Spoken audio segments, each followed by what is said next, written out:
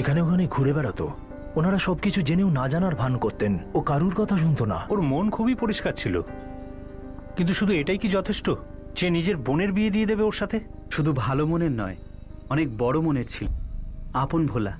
বন্ধু হলে এরকমই বন্ধু হওয়া উচিত। খুবই উদার মনের ছেলে ছিল। নিজে তো শৌখিন ছিলই, কিন্তু আশেপাশের লোকেদেরও খুবই উপকার করতো। আমি কোন মুখে ওকে বদলে যাবার কথা বলতাম?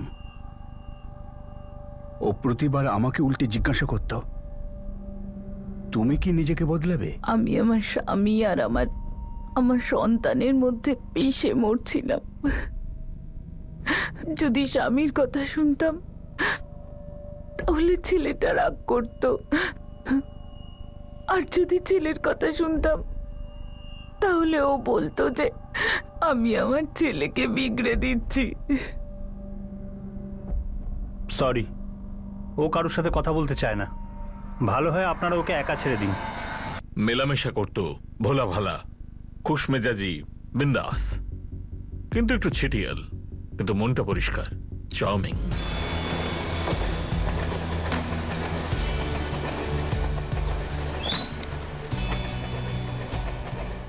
কিন্তু আমরা যখন ওকে পেলাম তখনও মোটেও এরকম ছিল না। কিন্তু এই ছেলেটা ছিলটা কে? আপনি কোথায় পেয়েছিলেন? হারিয়ে গিয়েছিল নাকি? হারিয়ে দেওয়া হয়েছিল।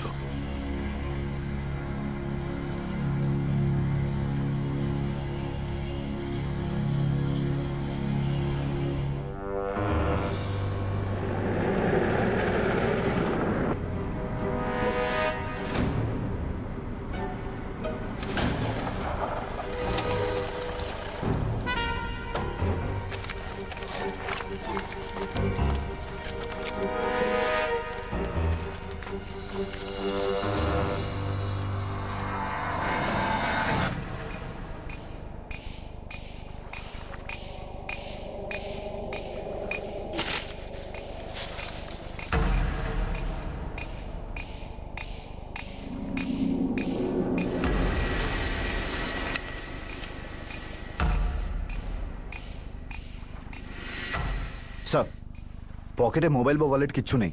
একদম ইয়াং ছেলে, ভালো ঘরের মনে হচ্ছে। স্যার, পুরো এরিয়া স্ক্যান করেছি, বাট নাথিং। সাহেব, সকালে কাপড় ধুতে বেরিয়েছিলাম বালতি নিয়ে, তো দেখলাম এখানে একটা ছেলে পড়ে আছে। সামনে গিয়ে দেখলাম যে মরে গেছে। এই ছেলেটা কি এখানেরই আশেপাশের? আপনারা কেউ চেনেন নাকি একে? না স্যার, এর আগে একে কখনো দেখিনি। এই ছেলেটি কি এখানে দেখেছেন কি? দেখে মনে হচ্ছে না যে এখানে এসে না আসেনি, হয়তো এখানে আসেনি।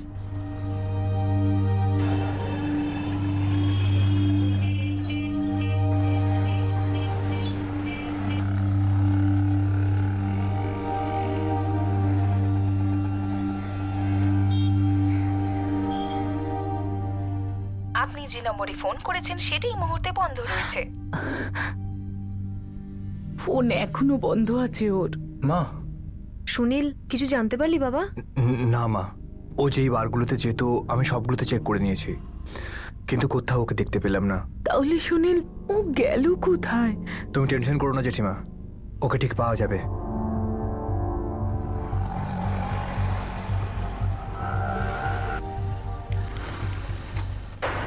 আরে এসেছে নাকি? না সঞ্জয় বাবু, এখনো আসেনি তো। আর আসলেও তো প্রথমে বাড়িতে যাবে না। বুঝতে পারছি না, কিছু না বলে গেল কোথায়? বয়স 22 থেকে 25-এর মাঝামাঝি, কম বয়সী। প্রথমে মাথাটা থ্যাঁতলানো হয়েছে, তারপর গলা টিপেছে। হ্যাঁ, এখানে আনার ঠিক 9 থেকে 10 ঘন্টা আগেও মারা গেছে। 9 থেকে 10 ঘন্টা আগে মানে হলো কাল 15ই ডিসেম্বর রাত 11টা থেকে 12টার মধ্যে। আর হ্যাঁ, ব্লাড স্ট্রিমে ওর অ্যালকোহলের লেভেলটা অনেক বেশি ছিল, অনেক বেশি পরিমাণে মদ খেয়েছিল। এছাড়াও অনেক নেশার ওষুধের ট্রেসও পেয়েছি আমরা। ম্যাডাম, লাশের ফটোটা গোড়বন্দরের জনে জনে সবাইকে আমি দেখিয়েছি।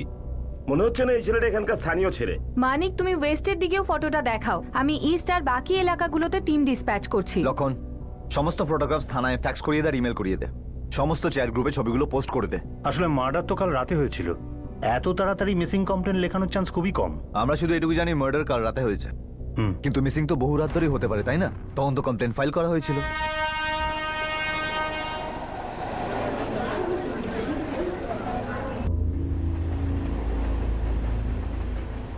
এই দেখুন, পরশু সন্ধেবেলা 5:30 নাগাদ এই বাইকটা রেখে গেছিল।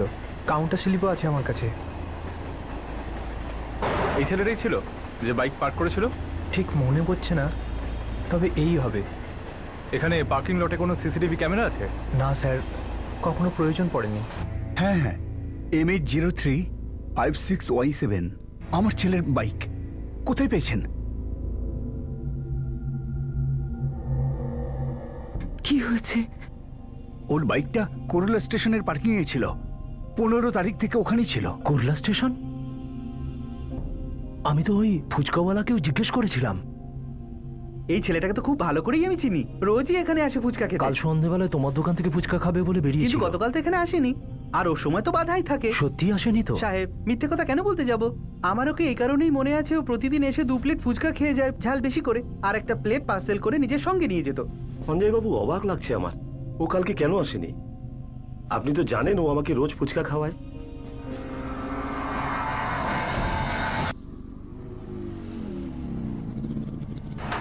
বাবা, আমি ফুচকা খেতে যাচ্ছি, তোমার জন্য কিছু আনতে হবে? না বাবা, তুই শুধু খেয়ে তাড়াতাড়ি ফিরিস। এই গেলাম আর এই এলাম বাবা। ও যেখানেই থাকুক ওকে খুঁজে নিয়ে এসো।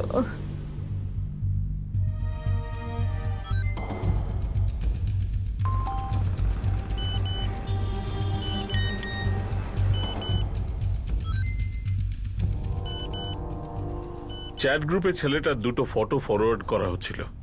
একটায় ওকে মিসিং বলা হচ্ছিল, আর অন্যটায় ওর লাশকে আনআইডেন্টিফাইড বলা হচ্ছিল। মিসিং কমপ্লেন কুর্লা এলাকা থানায় দায়ের হয়েছিল। আনআইডেন্টিফাইড বডি আমাদের ঘোড়বন্দর ইউনিটের কাছে ছিল। পুরো ব্যাপারটা মেলাতে গিয়ে 24 ঘন্টা আরো পেরিয়ে গেল।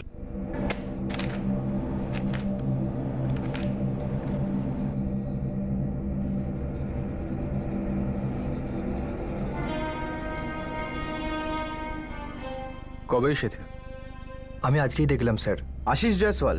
হ্যাঁ, আশিস জাসওয়াল, 24 বছর বয়স। আর 15ই ডিসেম্বর সন্ধ্যা থেকেও নিখোঁজ হয়েছে। আর আমরা লাশটা পেলাম পরের দিন 16 ডিসেম্বরের সকালে।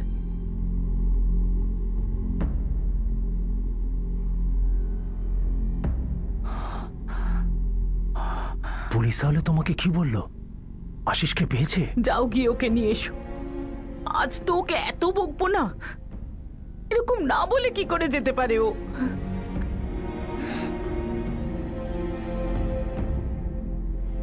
আশিসের বাবা, কি হয়েছে? তুমি কিছু বলছো না কেন? কোথায় আশিস?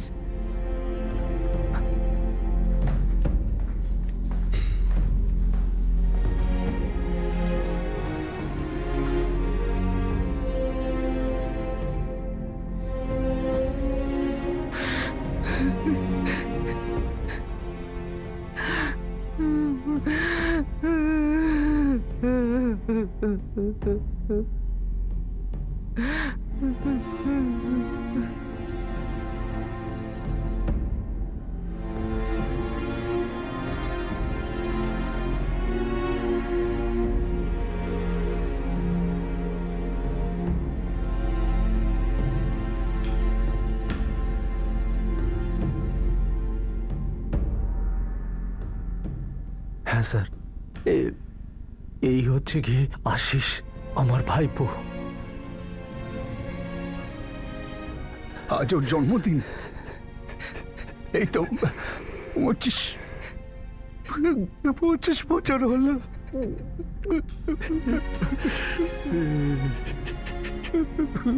15ই ডিসেম্বর সন্ধেবেলায় আশিস নিজের বেকারি থেকে বেরিয়েছিল। হ্যাঁ স্যার, আশিসের বাবা রামকুমার আর কাকা সঞ্জয় যখন মিসিং কমপ্লেন লিখিয়েছিলেন তখন এটাই বলেছিলেন যে রামকুমার জয়সওয়াল আর সঞ্জয় জয়সওয়াল তারা 2 কাজিন, আর দুজনেরই আলাদা আলাদা বেকারি আছে, আর দুটোই বেশ নাম করা। এই আশিস রামকুমারের বেকারি থেকে 5:30টার সময় বেরিয়েছিল ফুচকা খাওয়ার জন্য। এটাও ডেলি রুটিন ছিল, তাই ওই ফুচকাওয়ালাটাও একটু অবাক হয়ে গেছে যে ছেলেটাও দিন যায়নি কেন। তার মানে ও সেদিন ফুচকা খায়নি, অন্য কোথাও চলে গেছে? ডেলি রুটিন কি ছিল ওর? মানে ফুচকা খাওয়ার পর অন্য কোথাও যেত? হ্যাঁ, আমরা যতটা জানতে পেরেছি যে এই আশিস 5:15 বেকারি থেকে বেরোতো, আর তারপর কাছাকাছি একজন ফুচকাওয়ালার কাছে যেত, ফুচকা খেতো আর আরও 1 প্লেট পার্সেল করিয়ে নিত, আর তারপর আবার বেকারিতে ফিরে আসতো। পার্সেল ওর বাবার জন্য? আগে না, নিজের বন্ধুর জন্য। ওর নাম ব্রিজেশ। ও বেকারির উল্টো দিকের বিল্ডিংয়ে ওয়াচম্যানের কাজ করে।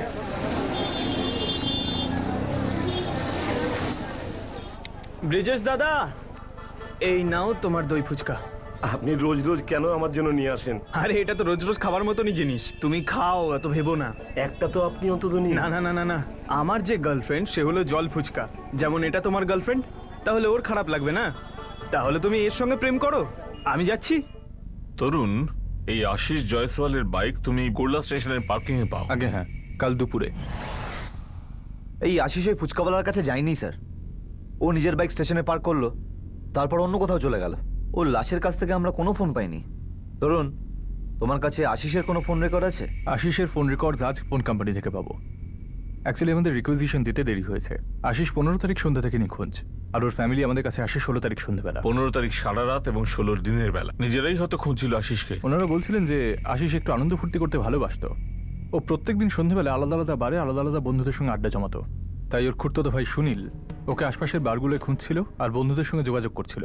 এটা তো একদম পাক্কা যে আশিস কোনো না কোনো বারে ড্রিঙ্ক করতে গিয়েছিল, কারণ ওর ব্লাডে ভালো মাত্রায় অ্যালকোহল পাওয়া গেছে। এখন প্রশ্নটা হলো এই যে নেশার ওষুধ কি ওকে জানাশোনা কেউ খাইয়েছে নাকি অচেনা কেউ?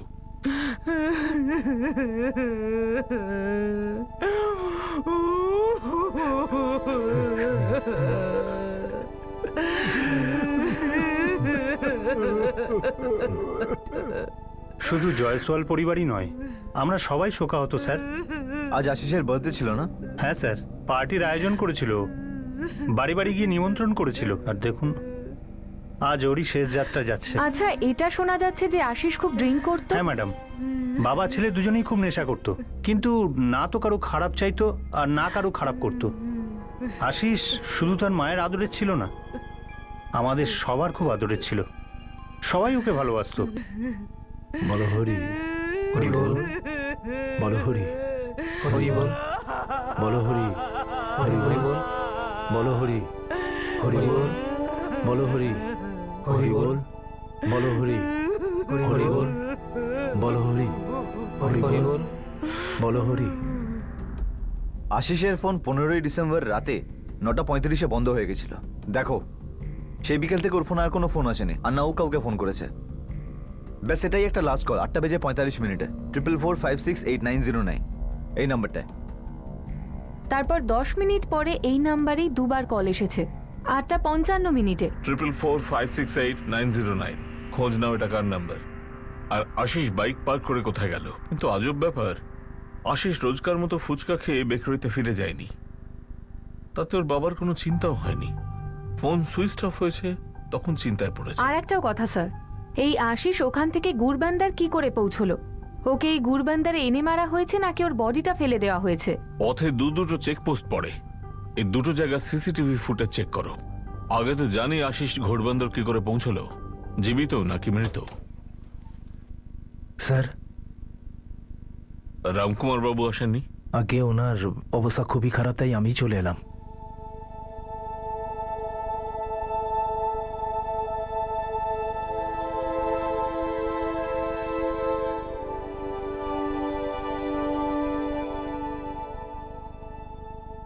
ড্রিঙ্ক করে শুয়ে আছেন, কাল একমাত্র ছেলেকে দাহ করে আজ ড্রিঙ্ক করে শুয়ে উনি আছেন। তো রোজই খান, আসলে স্যার আজকে একটু বেশি খেয়ে ফেলেছেন। তো বেকারি কি করে চলে? কোনো রকমে চলে যায় স্যার। আগে এরকম ছিল না।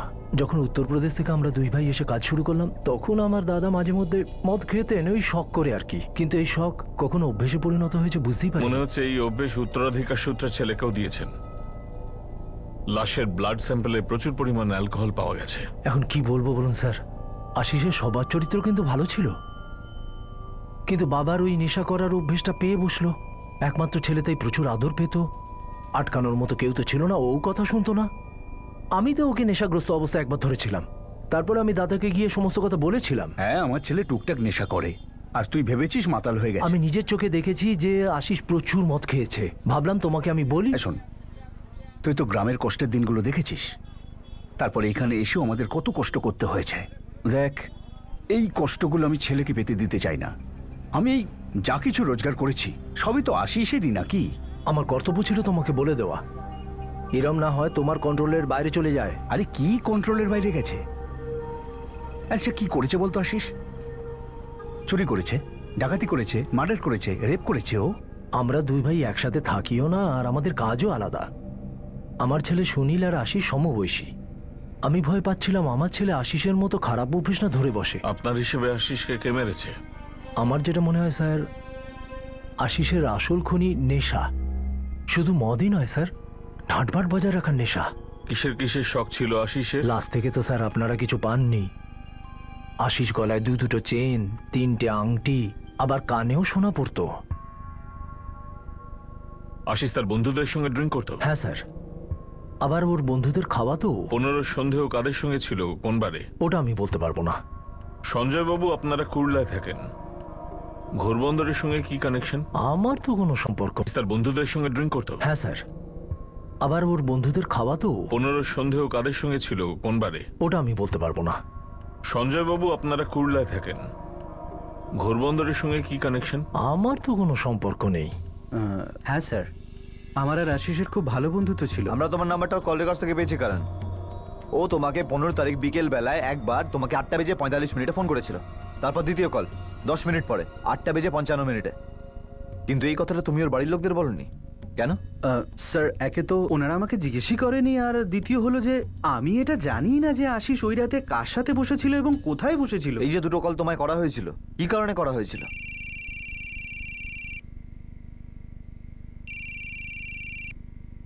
হ্যাঁ আশিস, বল ভাই। হ্যাঁ, কোথায় তুই? বাড়িতেই আছি, আর কোথায়? এটা বল, তুই কোথায় আছিস? ভাই আমি তো কাঞ্চন বারে বসে আছি, তিলকনগরেরটা।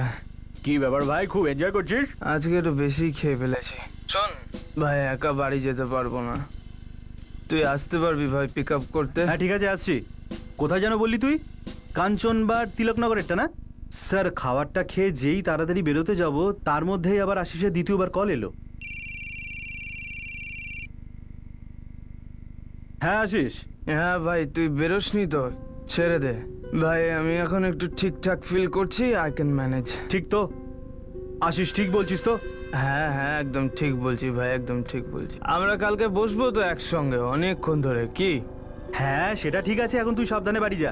হ্যাঁ ভাই সাবধানে। হ্যাঁ হ্যাঁ। আর আমি যাইনি স্যার, আর আমি জানি না স্যার যে আশিস নিখোঁজ হয়ে গেছে। আমি জানলাম যখন ওর বডিটা পাওয়া গেছে। তিলকনগরের কাঞ্চনবারে ও কি কারোর সাথে ছিল? কার সঙ্গে ছিল সেটা তো আমি জানি না, কিন্তু ওর সাথে তো কেউ না কেউ ছিলই। ও একা বসে কখনোই মদ খায় না।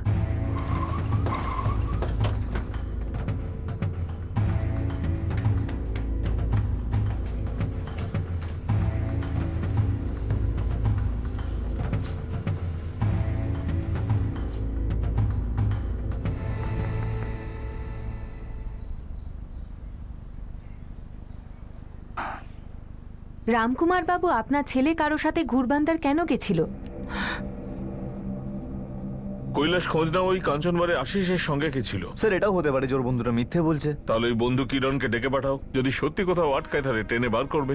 স্যার, এমনিতেও আশিস খুব বিন্দাস আর মজমস্তি করা ছেলে। রাইট স্যার, পুরো কলোনি এই কথা বলছিল। ওর মদ খাওয়ার বদভ্যাস থাকা সত্ত্বেও কলোনির সমস্ত লোক ওকে খুব ভালোবাসতো। কিন্তু কেউ তো ছিল যার এই অভ্যেসটা ভাল লাগতো না। কিন্তু এই কারণের জন্য মার্ডার? ওই কাঞ্চন বার জলদি স্ক্যান করো। আমাদের ওখানে ছোট একটা 1 BHK ফ্ল্যাট আছে, টাকা ইনভেস্ট করার ছিল, তাই কিনেছিলাম। ফাঁকা বাড়ি, ওখানে আশিস যেত কখনো? আগে না, ভাড়া দিয়েছিলাম। সে তো ভাড়া টাকা আনতে যেত, তাই না? আগে না, 11 মাসের ভাড়া একসাথে দিয়ে দিত পার্টি। আর ভাড়া নিতেই যদি যাবে তো অত রাতেই বা কেন যাবে? রামকুমার বাবু, আপনার ছেলে রোজ একই টাইমে ফুচকা খেতে যেত বেকারির থেকে, আর খেয়ে আবার ফিরেও আসতো। কিন্তু 15ই ডিসেম্বর ও যখন ফিরলো না, আপনি ফোন করলেন না জানবার জন্য? না, করিনি। আমি বুঝতে পারিনি যে ও আর ফিরে আসবে না।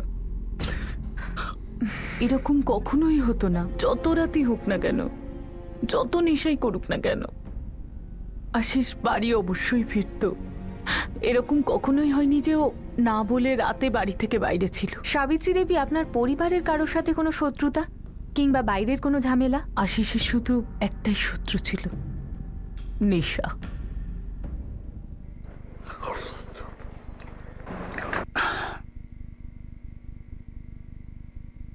তুই আমাকে কথা দিয়েছিলিস, প্রতিজ্ঞা করেছিলিস যে তুই আর কখনো মদ খাবি না।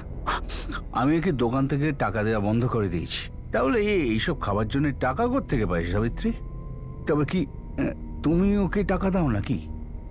ও আজ বাড়ির সব কাজ করেছে, মানে খুঁটিনাটি সব কিছু, তাই আমি ওকে টাকা দিয়েছি। কিন্তু আমি কি করে জানবো যে ও সেই টাকায় নেশা করে বাড়ি আসবে? কারেন্টের বিল দিয়ে দিয়েছি, গ্যাসের টাকা দিয়ে দিয়েছি, টিভি মোবাইল রিচার্জ করে দিয়েছি, সব কাজ করে দিয়েছি তোমার। আর এটা কিনে নিয়ে এসেছি তোমার জন্য, তুমি আনতে বলোনি, তবুও আমি নিয়ে এসেছি। ওই কিচেনের ডাস্টবিনটা দেখেছো? পুরো মহেঞ্জোদারো হয়ে গেছে, কোনো মিউজিয়ামে পাঠিয়ে দাও ওটাকে। যখন এইভাবে তুই তো সব দায়িত্ব পালন করিস, তখন আমার গর্বে বুক ভরে ওঠে। আর যখন আমার পরিশ্রমের কেউ এই ছোট্ট একটা গিফট দিয়ে দেয়, এই ধরো 5-10 হাজার টাকা, তখন আমার মনটাও খুব ভরে ওঠে। 5,000? হ্যাঁ মা, সকাল থেকে এতগুলো কাজ করে দিলাম তোমার, এতগুলো কাজের জন্য 5,000 টাকা তো দিতেই পারো। তুই মাঝপথে কলেজ ছেড়ে দিলি, আমি তোকে কিচ্ছু বলিনি, কোনো জোরও করিনি। আমার মনে হয়েছিল যে তুই টাকাটা জুতো আর জামার জন্য চাইছিস। তুই এই সব টাকায় নেশা করলি, এটা কিন্তু তুই ঠিক করলি না। মা, রোজ রোজ বেকারি সব বন্ধ করার পর বাবা ওয়াইনের দোকানে যেতে পারে, ওখান থেকে একটা বোতল কেনে, আর ওই বোতলটাই গলির বাইরে 3 ঢোকে শেষ করে তারপর বাড়ি ফেরে বাবা। এই দেখ, তোর আর আমার মধ্যে পার্থক্য আছে। কি পার্থক্য বাবা? তুমিও সারাদিন বেকারিতে কাজ করো, আর তোমার নিচে আমি কাজ করি। কাজে যদি কোনো ফাঁক থাকে তাহলে বলো না আমায়। তোর বয়স তো মাত্র 24 বছর, জীবনটা তোর পুরো পড়ে আছে।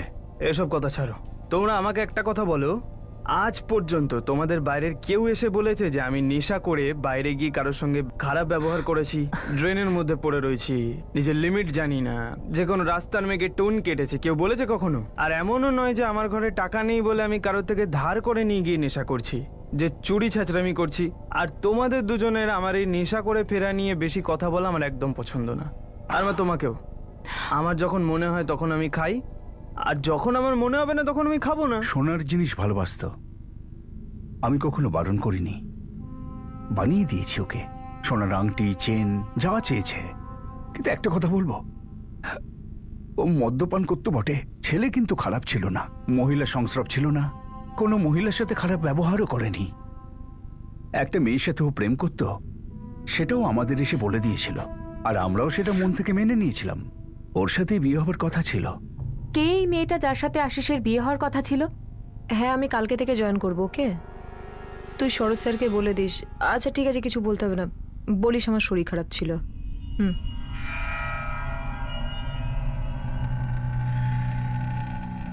শিল্পা, মা বাইরে আয়, পুলিশ এসেছে।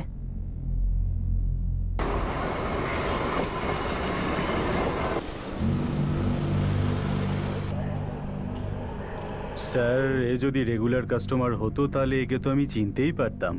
আর এমনিতেও আমি 15 তারিখের রাতে আমি হোটেলে ছিলামই না। আপনার বাড়ি সিসিটিভি আছে? না স্যার, না, কেন? এখনো লাগানোই হয়নি স্যার।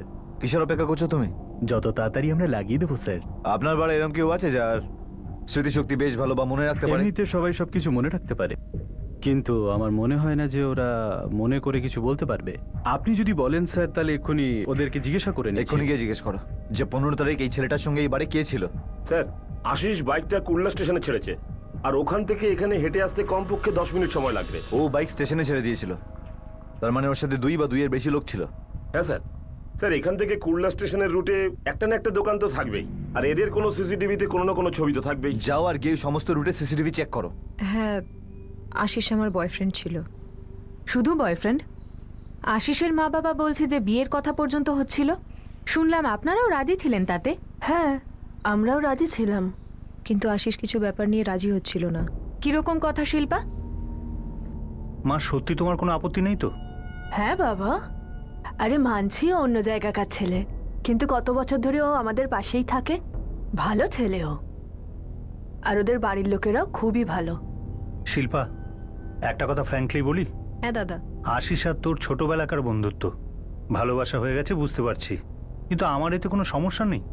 তুই গ্র্যাজুয়েট, কল সেন্টারে চাকরি করিস, আর ওই আশিস হায়ার সেকেন্ডারি ফেল, নিজের বাবার দোকান চালায়। ঠিক আছে, এতেও আমার কোনো আপত্তি নেই, কিন্তু ও তো রোজ রাতে মদ খায়। তুই একটা মাতালকে বিয়ে করবি? কি বলছিস দাদা তুই?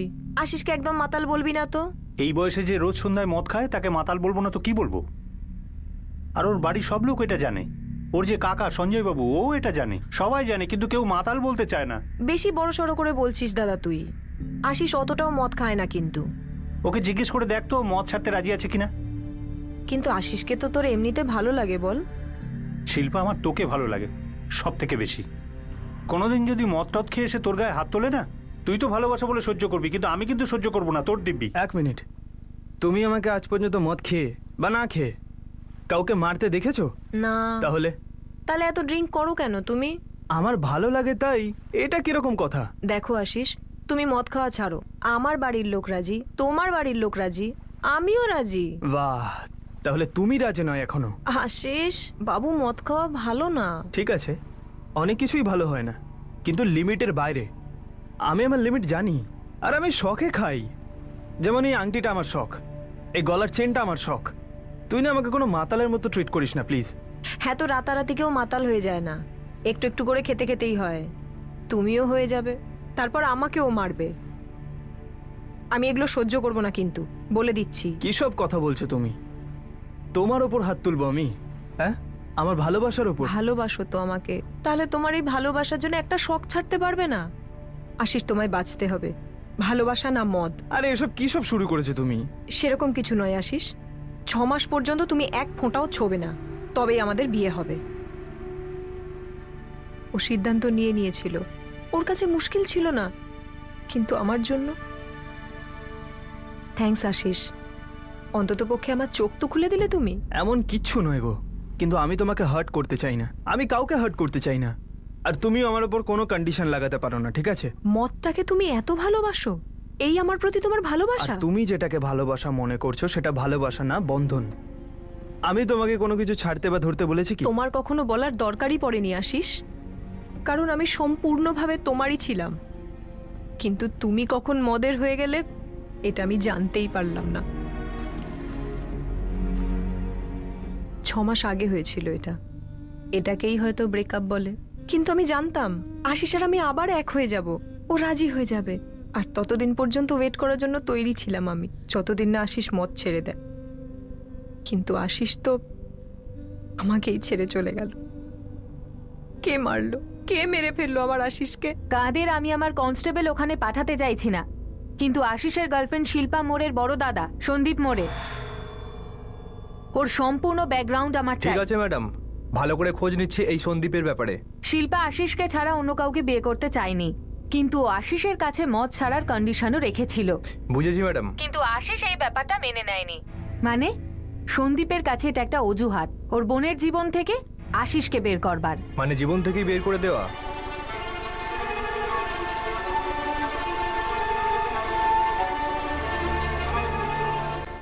সন্দীপের কাছে এটা একটা অজুহাত ওর বোনের জীবন থেকে আশিসকে বের করবার। মানে জীবন থেকেই বের করে দেওয়া?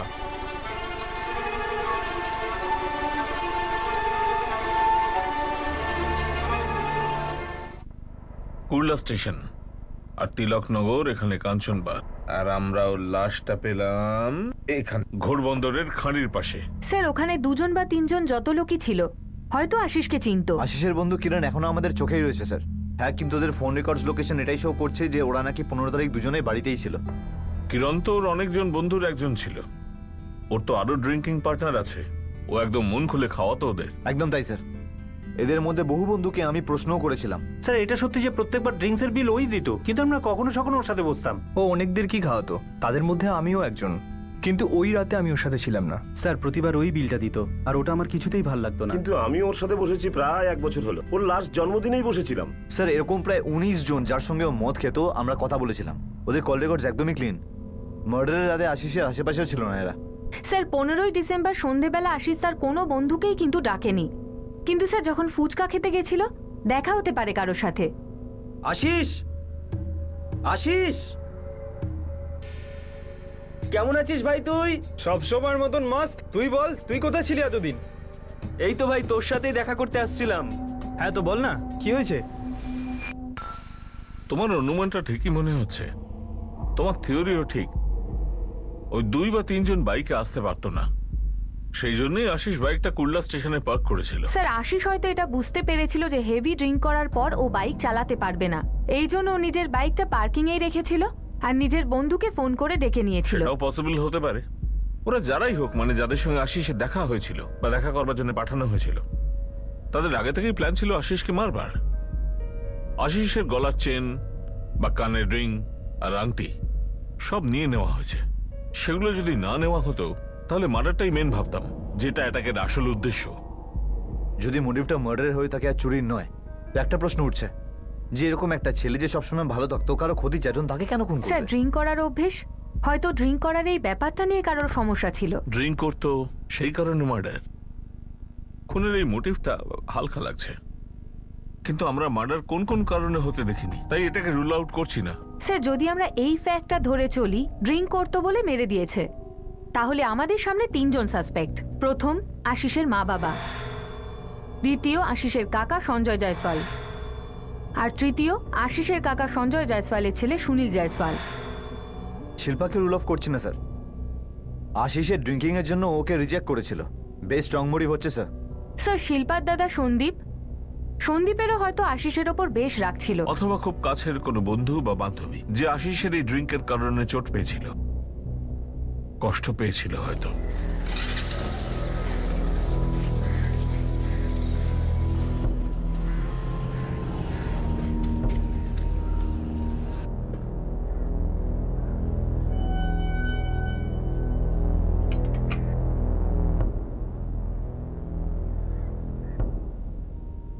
এটা না হওয়াই বোধহয় উচিত ছিল, না হলেই ভালো হতো। সবাইকে সাহায্য করত, দয়ালু ছেলে ছিল, কখনো কোনো খারাপ কাজ করেনি। খুব পরিষ্কার মনটা ছিল ওর। কি করবে তুমি যখন এক বাবার চোখের সামনে তার সন্তান ধ্বংসের পথে ক্রমশ এগিয়ে যাচ্ছে? সাহায্যের জন্য বাড়ানো হাতও সে ধরছে না, না কোনো কথাও শুনছে। হ্যাঁ, মনটা খুব পরিষ্কার ওর। এত পরিষ্কার মনের ছেলে খুব কম পাওয়া যায়। এই স্বার্থের পৃথিবীতে ও প্রাণ খুলে খরচ করত, আর সবাই বন্ধু হিসেবে সুযোগ নিত। কি জানি এদের মধ্যেই কেউ মেরেছে কিনা, বা অন্য কোনো লোক, আমি কিচ্ছু বুঝতে পারছি না। স্যার, সুখবর আছে। কুর্লা স্টেশন থেকে কাঞ্চনমার্গ যাওয়ার পথে একটা বড় হার্ডওয়্যারের দোকান আছে স্যার, যেখানে একটা সিসিটিভি ক্যামেরা লাগানো আছে।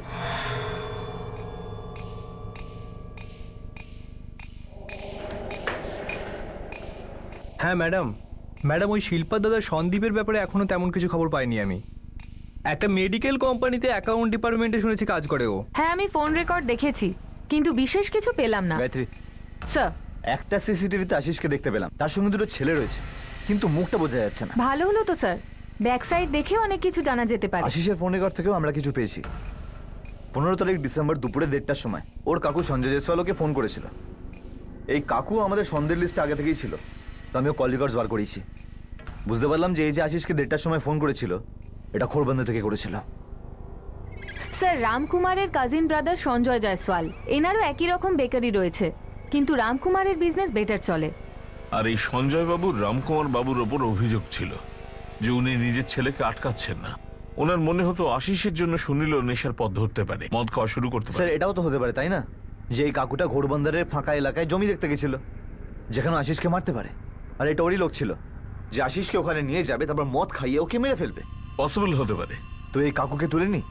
এক্ষুনি না, প্রথমে সিসিটিভি দেখে দুজনকে বা দুজনের মধ্যে একজনকে আইডেন্টিফাই করলে তারপর ধরার কথা ভাববো।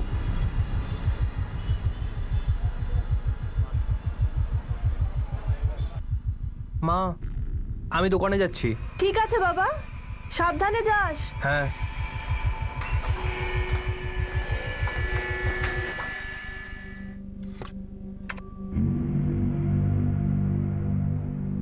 স্যার, 6:05 3জনকে দেখা যাবে, আশিস আর তার সাথে আর বাকি 2জন।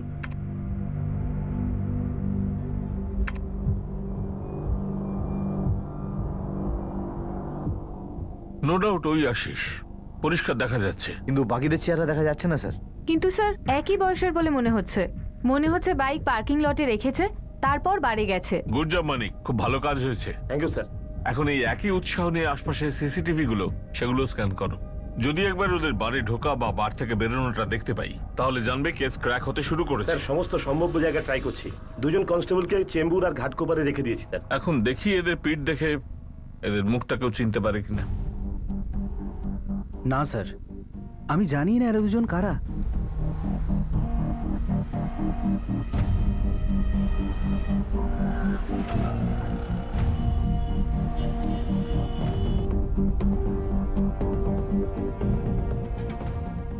এই দুজন কি আশিসের বন্ধু? আপনারা চেনেন কি, বা ওরা কি এই এলাকায় থাকে?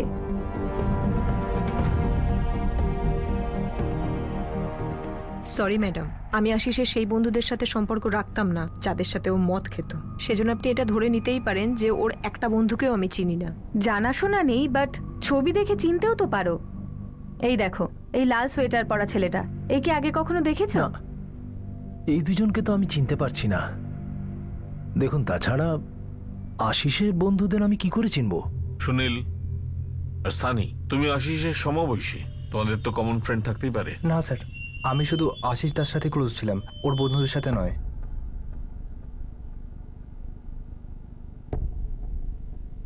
এই দুজনকে মন দিয়ে দেখো, এদের মধ্যে কেউ এরকম থাকবে যে আশিসের বন্ধু।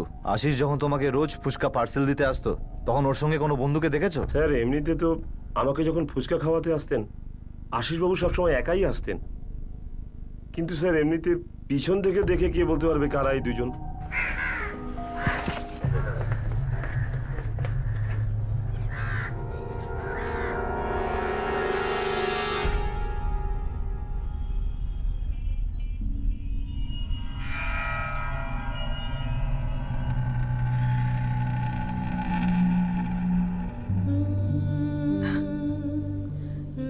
পুরো জীবন অপেক্ষা করবি ওর জন্য, আরও পুরো জীবন নেশা করে করে নষ্ট করবে।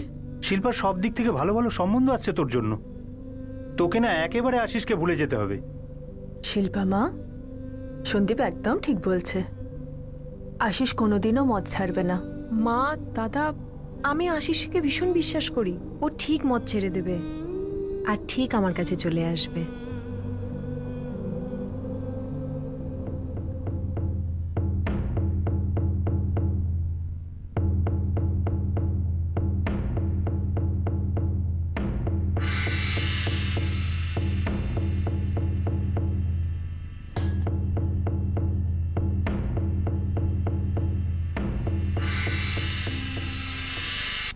স্যার, ঘাটকোপাড়ের মমিনবাড়ি থেকে বলছি। একজন আছে যে 15ই ডিসেম্বর রাত থেকে নিখোঁজ, আর আজ একটা সোনার দোকানে আংটি বিক্রি করতে গেছে। কে রে? ওর নাম ইউসুফ খান। কোনো হিস্ট্রি নেই ওর, কিন্তু ছেলেটা খুব ধাপ্পাবাজ। আর এই মমিনবাড়ি থেকে আরও একজন আছে, নবীন, শুনেছি একসাথেই থাকে। আর এই নবীনও 15 তারিখ রাত থেকে নিখোঁজ ছিল, আজ 22-এই ওকে দেখা গেছে। স্যার, ইকবাল খোচর বলছিল যে এই লাল সোয়েটারের লোকটা ইউসুফ হতে পারে, আর এই পাশের ছেলেটা নবীন। এরা দুজন এক সপ্তাহ ধরে কিন্তু নিখোঁজ। নিয়ে এসো দুজনকে।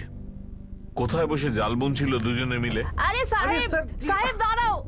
আরে আমাদের কি বোকা কথা পেয়েছো তোমরা, যে যখন ইচ্ছে হবে আমাদের ছেলেদের উঠিয়ে নিয়ে চলে যাবে? আমাদের কার সাথে কোনো ঝগড়াঝাটি নেই, কিন্তু কিছু একটা হলো আমাদের ছেলেকে তুলে নিয়ে যাচ্ছে। আরে স্যার, এটা তো বলবেন যে আমরা এবার আবার কি করলাম? সম্মানের সাথে কাজ করছি স্যার। ঠিক কাজের ক্ষেত্রে মুম্বাইয়ের বাইরে গেলে অপরাধ কি করে হলো স্যার? একটা কথা মনে রেখো সাহেব, আমার ছেলের গায়ে যদি একটাও আচর আসে না, সাসপেন্ড করিয়ে দেবো তোমাদের সবাইকে। পুরো মুম্বাই বন্ধ করিয়ে দেবো, বুঝেছো তোমরা? জিনাত খান নাম আমার, জিনাত খান। স্যার, মাইরি বলছি, আমরা সত্যিই জানি না যে এই আশিস জয়সওয়াল কে, সে কি করে। সাহেব, এই নামটা তো আমরা প্রথমবারই শুনছি সাহেব। এই লাল সোয়েটার পরাটা তুই? এটা কি তুই নাকি নবীন, নাকি অন্য কোনো জানাশোনা লোক? স্যার, আপনি কি বলছেন? এই ছবিটা আমার নয় স্যার। সাহেব, আপনিও জানেন এটা আমি নই সাহেব। এই আংটি টাকার যেটা তুই বেচার চেষ্টা করছিলিস? আমার স্যার। বিল কোথায়? স্যার, এটা অনেক পুরনো, তাই বিলটা হারিয়ে গেছে। ইউসুফ, আমি শুনলাম তোর মা নাকি বলেছে আমাদের সবাইকে সাসপেন্ড করিয়ে দেবে। আরে স্যার, ও রাগে বলে ফেলেছে, ছেড়ে দিন না স্যার। রেগে নয়, ভয় বলেছিল, কারণ ও জানে যে 15 ডিসেম্বর রাতে তোরা কেন নিখোঁজ হয়েছিলি। আর ও এটাও জানে যে আজ এক সপ্তাহ পর তোমরা সামনে কেন এসছো। এবার তোর মাকে তুলিয়ে বলবো না, তুই নিজেই বলবি। স্যার, আমরা কিন্তু সত্যি মুম্বাই শহরের বাইরে গিয়েছিলাম স্যার, কাজ ছিল। হ্যাঁ সাহেব, কাজের জন্যই বাইরে গেছিলাম। আর মার্ডার টার্ডার এগুলো আমাদের কাজই নয়। তাহলে তোদের কাজ কি? লজ্জা পেয়ে লাভ নেই, এখানে সবাই নিজের লোক। বল হ্যাঁ মানিক, কিছু খবর পেলে? সূত্র পেয়ে গেছি ম্যাডাম। কোথায় পেলে? এই তিলকনগরে কাঞ্চনবার থেকে 15 মিনিটের দূরত্বে একটা ওয়াইন শপ আছে, যেখানকার সিসিটিভি ফুটেজে একটা ছেলেকে মদ কিনতে দেখা গেছে, যেখানে ছবিতে থাকা দুটো ছেলের মধ্যে একটিকে মনে হচ্ছে।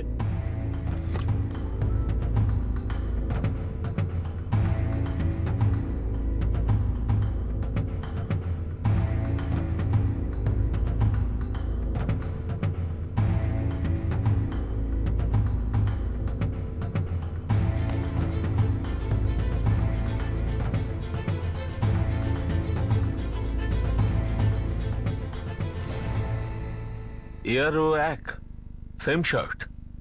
এ আরো মদ কিনেছে, তারপর এখান থেকে বেরিয়ে ঘোর বন্দর গেছে। স্যার এ তো নবীন নয়, আর রেড সোয়েটার পরা ছেলেটা যদি ইউসুফ হয় তাহলে এ অন্য কোনো ছেলে হবে। স্যার যেরকম আমরা শুরুতে অনুমান লাগাচ্ছিলাম, 2-3 জন ছিল, মনে হয় 3 জন ছিল, দ্বিতীয় জন এখানে আর তৃতীয় জন এখানে। নবীন সিসিটিভি ক্যামেরার ফ্রেম থেকে হয়তো বাইরে চলে গেছিল। ভাই, পুলিশকে কি বলবি?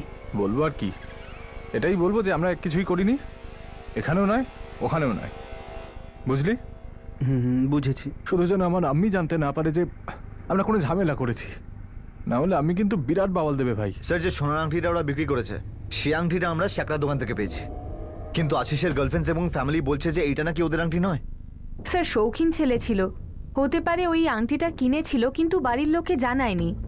আর শিল্পার সাথে তো অনেক দিন ধরে দেখা হয়নি, এই আংটিটা কেনার পরে ও হয়তো পকেটে কিংবা ওয়ালেটে রাখতো। এই ইউসুফ আর নবীনের কিছু কেমিস্ট্রি আছে। মার্ডারের পরে পরেই ওরা গায়েব হয়ে যায়, দুজনের ফোন সুইচ অফ ছিল, হঠাৎ আংটি বেচতে গেল।